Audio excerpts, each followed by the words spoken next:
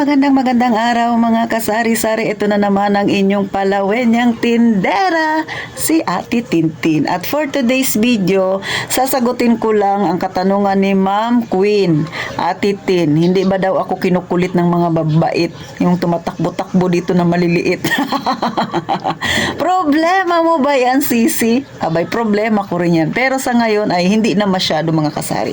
So ano ba ang ginawa ni Ate Tintin? Ano bang mapapayo ko sa mga may ganitong problema?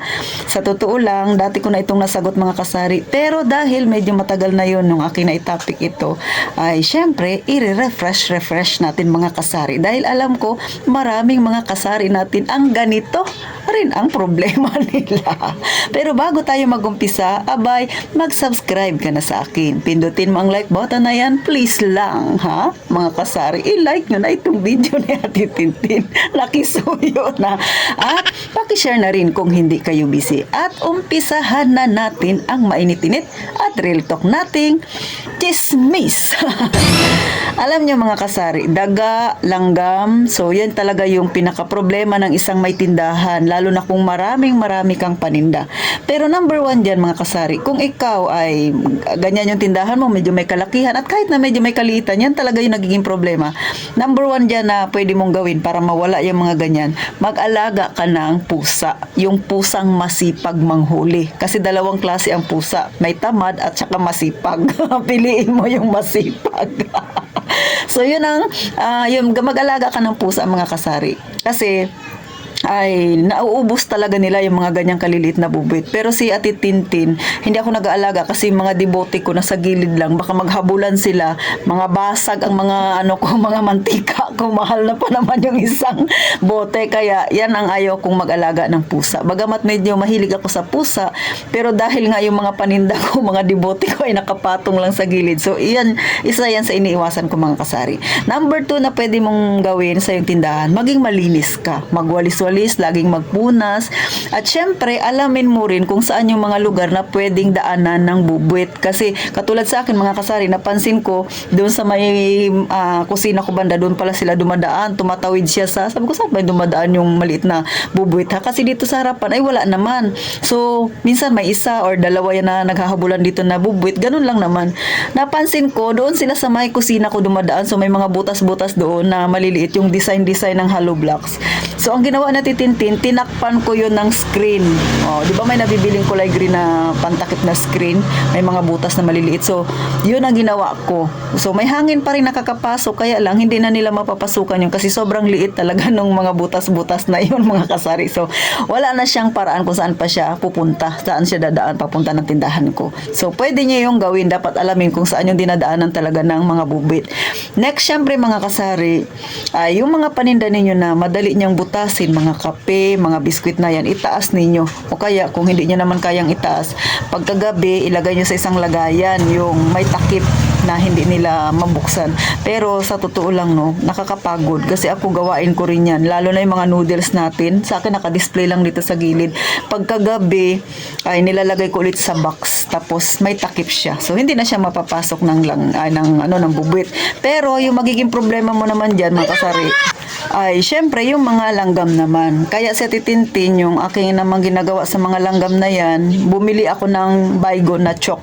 Kaya minsan napapansin niyo pag nagbibideo ako dito, lalo na sa may kanan ko, sa may mga noodles, makita mo may mga chok diyan na mga sulat-sulat. Yan po ay baygon na chok. So isa yan sa panlaban natin sa mga langgam naman. Kasi kung makalusot ka man sa bubuit, sa langgam naman hindi ka makalusot. Kadalasan yan ang madalas lapitan ng langgam, yung mga noodles, mga pansit canton, minsan yung cheese na bar. So mapansin mo na lang yan, kasi ako dati may ganun mga kasari, nilapag ko lang siya sa gilid, no? Hindi ko siya na-check, isang linggo ko lang na nalapag.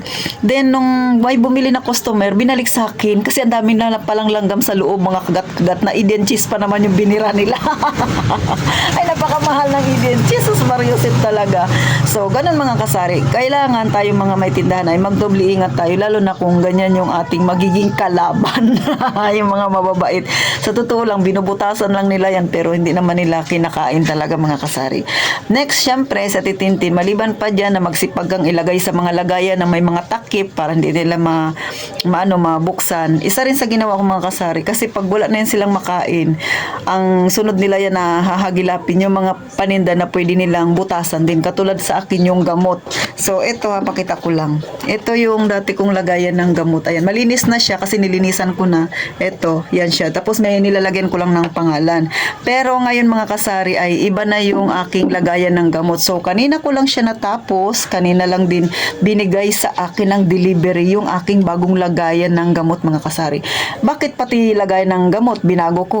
Ay kasi yung bubuit dahil wala na siyang makain sa aking tindahan dahil yung nakikita niya panay mga sabon na lang kasi yung mga noodles ko ay nilalagay ko na sa box pagkagabi.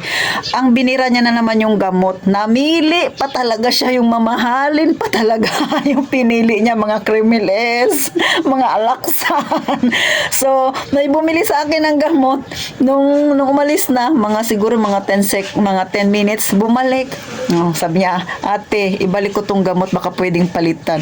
So, pagtingin ko sa gilid, binutas-butasan niya. And then, nag-check ako ng aking mga gamot. May mga butas na nga yung iba. So, nagtapon ako ng pera. Ay, ang gamot, mahal pa naman. Yung punan mo dyan, medyo may kalakihan. Kaya sa titintin, ngayon ay sobrang ingat ko na. So, hindi naman masama na mag-invest tayo sa mga lagayan kahit na medyo mura lang. Pero at least, safe naman yung ating paninda. So, eto siya mga kasari.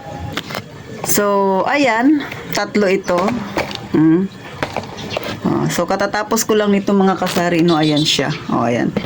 So, yan yung aking pinagpaguran kanina na sige akong kasulat-sulat. So, maganda siya. Sa isang ganito ay 6 yung kanyang ganito. Mga box-box na maliliit. So, panggamot lang talaga siya. And then, nagsulat-sulat na ako. So, maganda siya mga kasari kasi hindi na to mabubuksan ni Bubuit. So, sa likod, ganyan. Pwede siyang ihang kung mayroon kayong lagayan. Pero ako kasi nakalagay lang siya sa isang lagayan mga kasari. Diba?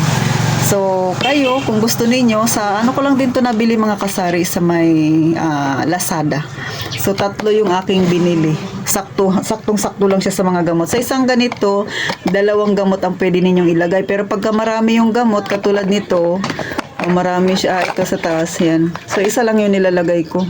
Kasi medyo mahaba yung gamot na to. So, nasa sa inyo na yan mga kasari. No? Kaya, tayong mga may tindahan, tayo yung magawa ng paraan. Kasi yung bubuit, hindi na talaga natin yan maiwasan kapag may tindahan ka. Meron at meron yan. Maliban na lang kung ikaw ay mag-aalaga ng pusa. So, 2 lang yan. Mag-alaga ka o hindi. Kung hindi ka mag-aalaga, kagaya ka kay Ate Tintin. Kailangan mag-isip ka ng mga lagayan na hindi na nila mapapasok. So, paano mga kasari, kung yan ang problema mo, hanapan ng solusyon. Yun na lang yung magagawa natin mga kasari. So, hanggang dito na lang sa Titintin. Sana nakatulong ng kaunti. At gaya nga ng palagi kong sinasabi, mag-iingat tayong palagi mga kasari.